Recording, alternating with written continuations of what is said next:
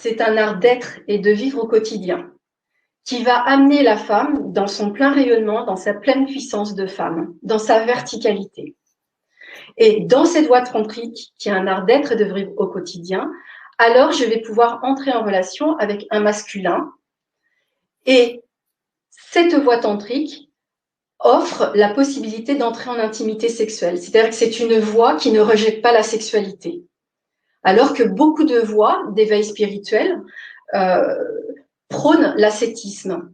Mais en fait, l'ascétisme, ça va être une coupure. Justement, on va se couper du triangle inférieur. On va se couper du premier, deuxième, troisième chakra. C'est pas la réalité, en fait. Pour que notre corps fonctionne bien, il faut que les 7 chakras fonctionnent d'une manière harmonieuse.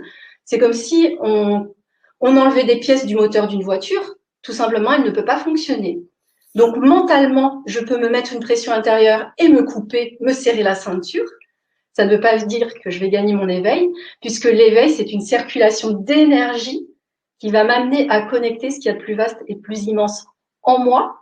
Et ensuite, dans la relation avec un partenaire, qu'on soit en pénétration ou sans pénétration, puisqu'il y a des techniques qui permettent vraiment d'harmoniser les corps et petit à petit, de pouvoir même avoir des jouissances par tout le corps, par tous les champs d'énergie et qui ne demandent pas forcément de pénétration.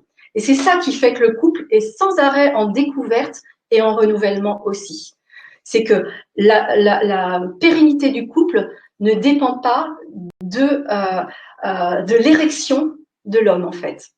Donc, c'est aussi tout le poids que ça enlève sur l'homme, en fait, d'être comme en compétition ou de devoir toujours répondre aux besoins de la femme ou de devoir toujours être au garde à vous dès que la femme dit bah moi c'est là j'ai du temps, c'est maintenant quoi. Donc ça travaille vraiment sur tous les plans.